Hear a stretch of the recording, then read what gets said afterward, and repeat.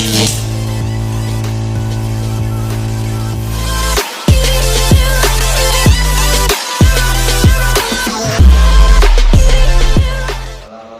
warahmatullahi wabarakatuh. Di sini kami dari kelompok 7 Ulumul Hadis yang akan membawakan materi tentang kitab Al-Muwatta karangan Imam Malik dan kitab Sunan Ad-Darimi, yang mana kami di sini menjelaskan yang pertama tentang biografi penulis dari kedua kitab tersebut, yang kedua karakteristik, yang ketiga kelebihan dan kekurangan masing-masing kitab, yang keempat metode, dan yang kelima contoh. Nah, yang pertama biografi dari masing-masing penulis yang akan dibawakan oleh Mbak Aini. Kalau tidak tepat, kami silakan. Terima kasih. Di sini saya akan menjelaskan tentang biografi Imam Malik. Nama lengkap beliau adalah Abu Abdillah Malik bin Anas bin Malik bin Anas bin Al-Haris bin Ghaiman bin Husain bin Amr bin Al-Haris Al-Ashabi Al-Umairi. Nasabnya berakhir pada Ya'rib bin Yasjub bin Qotan. Kakeknya bernama Malik bin Anas, termasuk seorang tabi'in besar dan salah seorang yang ikut memikul Khalifah Utsman ke kuburnya. Kakek buyutnya adalah Anas. Ia seorang sahabat agung yang selalu mengikuti Rasulullah SAW dalam semua pertempuran kecuali perang Badar. Ibunya bernama Al-Aliyah binti Syarif Al-As'adiyah. Namun ada pula yang mengatakan ibunya adalah Tulaihah, bekas budak Ubaidullah bin Ma'mar. Imam Malik adalah salah seorang pencetus mazhab yang ajaran-ajarannya dikodifikasikan dan dikenal di seluruh negara Islam. Beliau lahir di Madinah Al-Munawwarah pada tahun 95 Hijriah. Madinah merupakan tempat kelahirannya dan tempat menetapnya. Di sana beliau wafat dan di sana pula beliau menulis kitabnya Al-Muwatta. Beliau menimba ilmu dari 100 orang guru lebih. Beliau hidup selama 84 tahun, wafat pada bulan Rabiul Awal tahun 179 Hijriah dan dimakamkan di Baqi. Beliau meriwayatkan hadis dari sejumlah besar tabi'in dan tabi'at tabi'in. Di antaranya Nafi, bekas budak Ibnu Umar, Ibnu Syihab Az-Zuhri, Abu Az-Zanad, Abdurrahman bin Al-Qasim, Ayyub As-Sakhtiyani, Yahya bin Sa'id Al-Ansari, Aisyah binti Sa'ad bin Abi Waqqas, Zaid bin Aslam, Humaid At-Tawil, dan Hisham bin Urwah. Selanjutnya biografi tentang Ad-Darimi. Pengarang kitab Sunan Ad-Darimi memiliki nama Al-Imam Al-Hafidh Abdullah bin Abdurrahman bin Al-Fadl bin Haram bin Abdullah Abu Muhammad At-Tamimi Ad-Darimi As-Samarkandi. Kalimat darim yang menjadi nisbah imam adalah Ibnu Malik bin Hanzalah bin Zaid Munah bin Tamim. Imam Ad-Darimi lahir pada tahun 181 Hijriah, tahun yang sama dengan wafatnya Imam Ibnu Mubarak. Imam Ad-Darimi wafat pada tahun 255 Hijriah, hari Tarwiyah 8 Dzulhijjah setelah Asar. Beliau dimakamkan di Arafah pada hari Jumat. Saat itu usianya sekitar 75 tahun. Namun ada juga sebagian ulama yang mengatakan bahwa beliau wafat pada tahun ke-50. Sedang Imam Ad-Dhahabi mengatakan bahwa pendapat yang mengatakan Imam Ad-Darimi wafat pada 50 tahun adalah pernyataan yang tidak memiliki dasar yang kuat. Sekian dari saya. Akan saya kembalikan ke moderator. Kemudian selanjutnya tentang kelebihan dan kekurangan. Yang selanjutnya tentang karakteristik yang akan dijelaskan oleh Mbak Mawar. Selanjutnya karakteristik kitab Al-Muwatta. Yang pertama, untuk jumlah hadis yang termuat di dalam kitab Al-Muwatta itu ada perbedaan pendapat oleh sebagian para ahli. Ada yang mengatakan jumlah hadis di dalamnya 1720 hadis. Namun ada juga yang berpendapat 853 hadis. Kedua, hadis yang 1720 itu diantaranya 600 hadis musnad, 222 hadis mursal, 613 hadis mauquf, dan 285 hadis mauquf. Kemudian kitab Al-Muwatta ini itu disusun selama 40 tahun. Dan kodifikasi yang ada di dalam kitab Muwatta ini itu berdasarkan apa yang telah didengar, kemudian disusun dalam lembaran-lembaran sehingga membentuk sebuah kitab. Kitab Al-Muwatta ini juga disusun berdasarkan bab-bab fikih, dan penyebutan dalam setiap babnya itu dimulai dengan hadis Nabi Muhammad SAW dan disusul dengan apa yang diriwayatkan oleh para sahabat dan tabi'in. Kemudian kitab Muwatta ini juga terdiri dari 61 jilid dan 800 dan tersusun dari 803 bab. Terakhir, kitab Al-Muwatta ini terdapat banyak sanad di dalamnya yang oleh para ahli sanad-sanad hadis dianggap sebagai sanad-sanad yang sahih. Yang kedua, karakteristik kitab Sunan Ad-Darimi. Yang pertama, jumlah rincian hadis dalam kitab Sunan Ad-Darimi itu terdapat 3.367 hadis. Kemudian kitab Ad-Darimi terbagi menjadi 24 kitab dan tersusun dari ratusan bab. Mayoritas hadisnya bersandar kepada Nabi, selebihnya 89 merupakan hadis mursal dan 250 hadis mauquf. Kemudian kitab Sunan Ad-Darimi ini menjadi kitab hadis sumber standar ke-6 daripada Sunan Ibnu Majah yang kemarin kelompok sebelum kita, dengan pertimbangan kekuatan dan kelebihan hadis Sunan Ad-Darimi. Terakhir, kitab Sunan Ad-Darimi ini juga pelengkap kepada sanadnya kitab Al-Muwatta Imam Malik. Terima kasih. Selanjutnya saya kembalikan kepada saudara.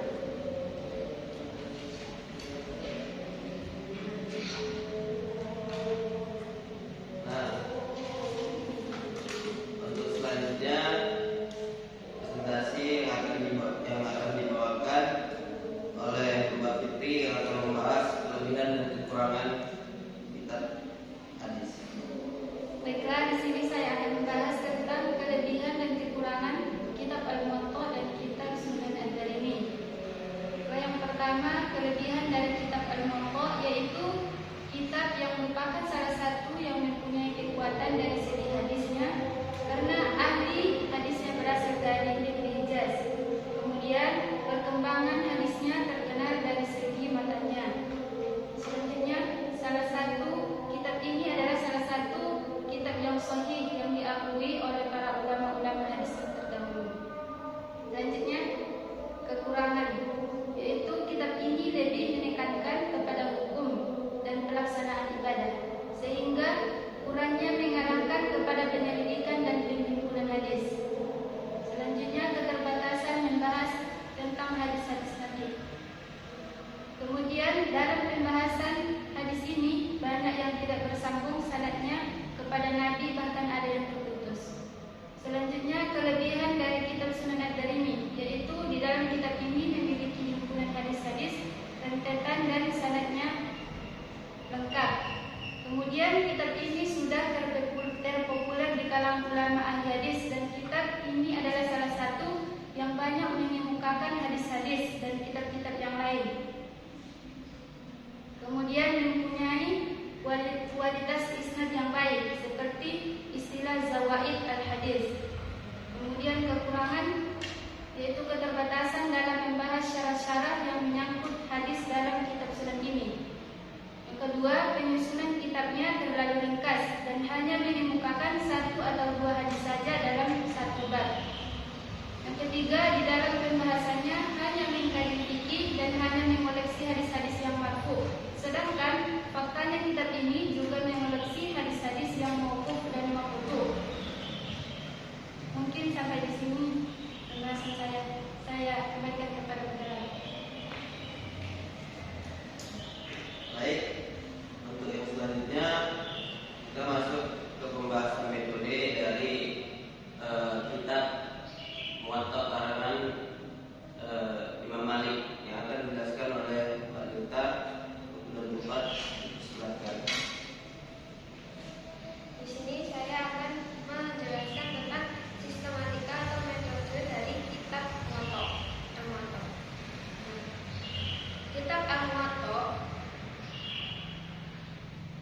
adalah kitab hadis yang bersistematika fikih.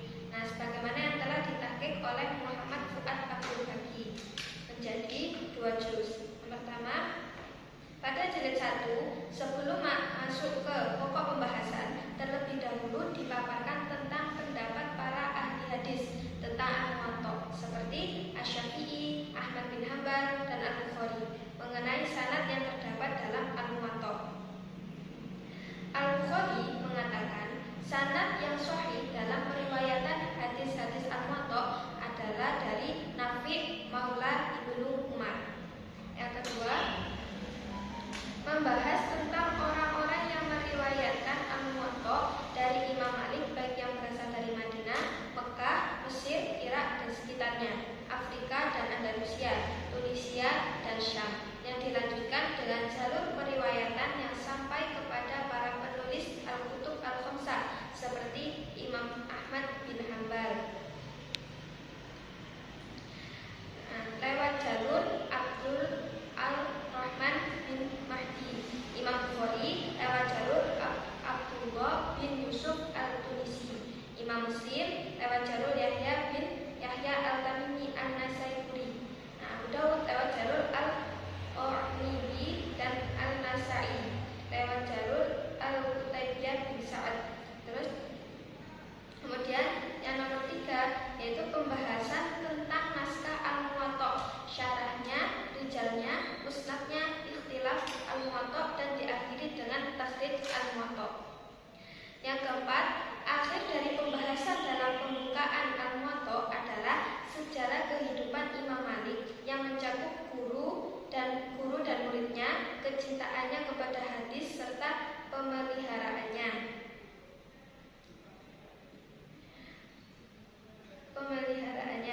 Tentang kitabnya yang mencakup riwayat hadis yang diterima dari periwayatan Al-Muwatta sampai keluar dari daerah Madinah.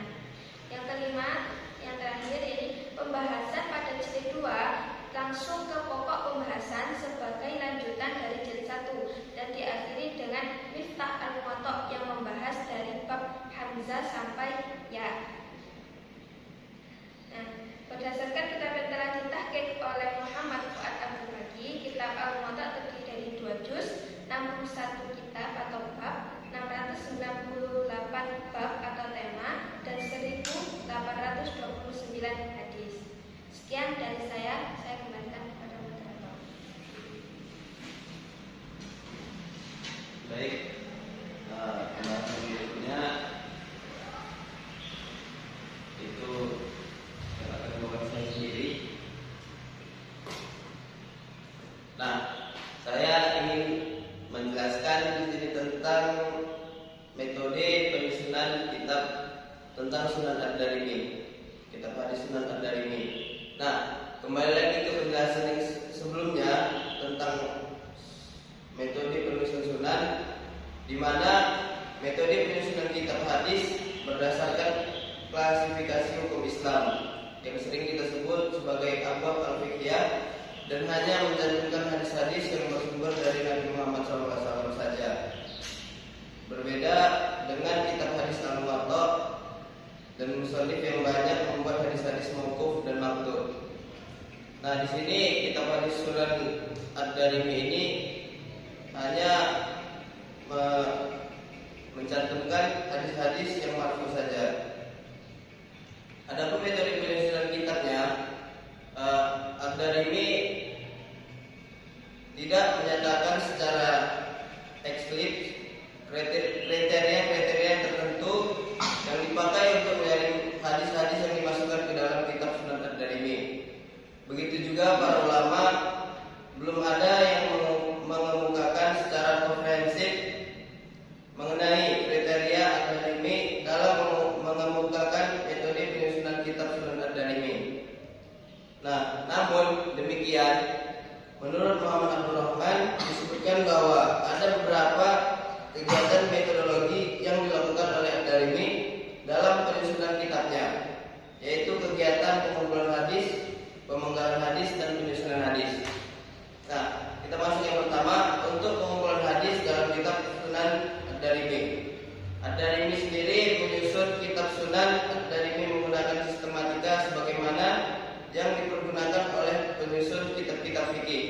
Nah, maka dari itu kitab ini dinamakan Sunan, bukan kitab Al-Jami. Oleh karena itu juga sering terjadi adanya pengulangan dan penyebutan hadis. Akan tetapi Ad-Darimi berusaha agar kitab Sunan Ad-Darimi menjadi suatu kitab yang ringkas.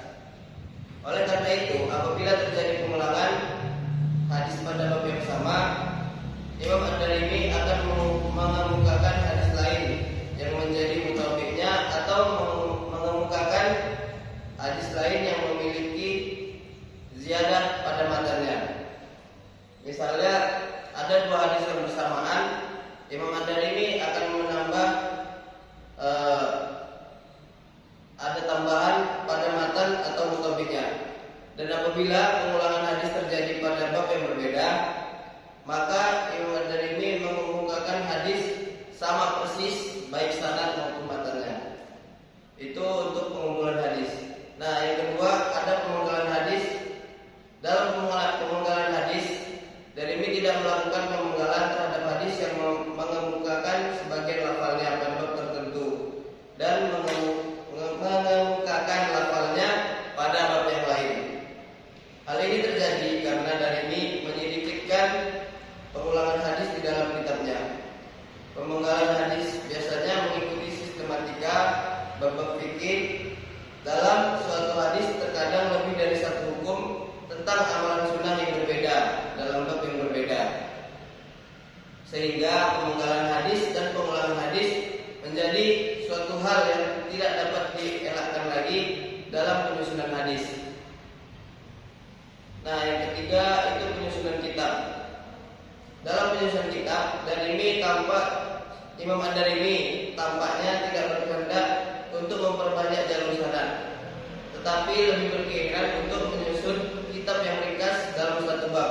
Darimi hanya mengemukakan suatu hadis atau dua hadis sampai 3 hadis saja. Sangat jarang sekali dijumpai dalam kitab Sunan Ad-Darimi bab yang di dalamnya terlebih dari 3 buah hadis. Nah, untuk tambahan, kedudukan kitab ini mungkin sangat populer di kalangan ulama hadis saja. Sementara di kalangan ulama pada umumnya, kitab Sunan Ad-Darimi tidak banyak dikenal. Hal ini disebabkan karena kitab hadis ini tidak banyak mengemukakan hadis dari apa yang sudah ada di dalam kitab Al-Sittah. Namun kalangan ulama hadis, hal ini disebabkan karena keimanan dan kemampuan hafalan Ad-Darimi. Selain itu juga dalam kitab Sunan Ad-Darimi banyak terdapat sanad-sanad sahih yang tinggi kualitasnya. Cukup sekian untuk metode penjelasan kitab Sunan Ad-Darimi. Nah, metode pembahasan yang terakhir adalah contoh dari contoh hadis dari kedua kitab tersebut yang akan dibawakan oleh Mbak Aini.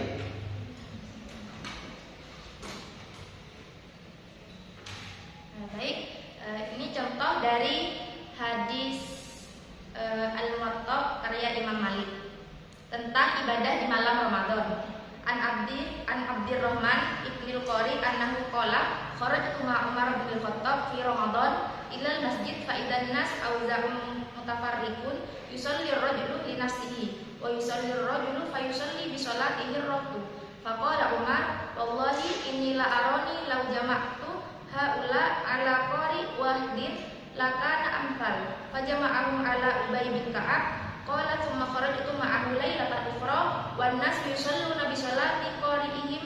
Faqala Umar ni'matil bid'ah hadhihi wallati tanamuna anha afdal minallati taqumun, yakni akhirul lail wa kana an-nas yaqumuna awwal. Yang artinya bersumber dari Abdurrahman bin Al-Qari, beliau berkata, di bulan Ramadan aku keluar bersama Umar bin Khattab menuju ke masjid. Ternyata kaum muslimin berkelompok-kelompok. Ada yang mengerjakan salat sendirian dan ada pula yang bersembahyang diikuti beberapa orang lain. Melihat itu Umar berkata, demi Allah benar-benar menjadi pertimbanganku. Seandainya mereka itu aku kumpulkan pada seorang alim yang pintar membaca Al-Quran, tentu itu lebih pantas. Lalu beliau mengumpulkan mereka pada Ubay bin Ka'ab. Di malam yang lain, aku, Abdurrahman, keluar pula bersama Umar. Ternyata kaum muslimin mengerjakan sholat mengikuti sholat imam mereka. Umar pun berkata, sebaik-baik bid'ah adalah ini. Waktu yang digunakan oleh orang-orang untuk tidur adalah lebih baik daripada waktu yang mereka gunakan untuk sholat. Selanjutnya contoh hadis dari kitab Sunan Ad-Darimi tentang waktu yang afdol di hari Jumat. Akhbarana Muhammad ibnu Katsir an Makhlid ibni Husain an Hisham an ibni Sirin an Abi Hurairah qala alqaitu ana wa Ka'bun faja'altu uhaddis ar-Rasulillah sallallahu alaihi wasallam wa ja'ala yuhaddisuni anit Taurah hatta ataina ala dzikri yaumil jumu'ah. Fakultu inna Rasulullah sallallahu alaihi wasallam qala inna fiha la sa'atan la yuwafiquha abdun muslimun yusallu yas'alullaha fiha khairan illa a'tahu iya. Yang artinya Muhammad bin Katsir mengabarkan kepada kami dari Makhlad bin Husain, dari Hisham, dari Ibnu Sirin, dari Abu Hurairah radhiyallahu an, ia berkata, suatu hari aku pernah bertemu Ka'ab radhiyallahu an dan aku berbicara kepadanya tentang hadis dari Rasulullah sallallahu alaihi wasallam dan ia menceritakan tentang Taurat hingga akhirnya kami berbicara tentang hari Jumat.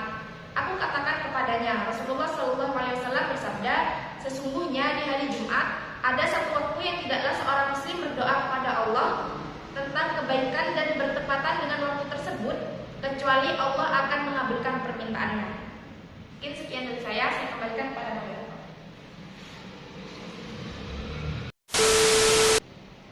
Nah, sekian dari kami. Kurang lebihnya kami mohon maaf dari presentasi kelompok 7.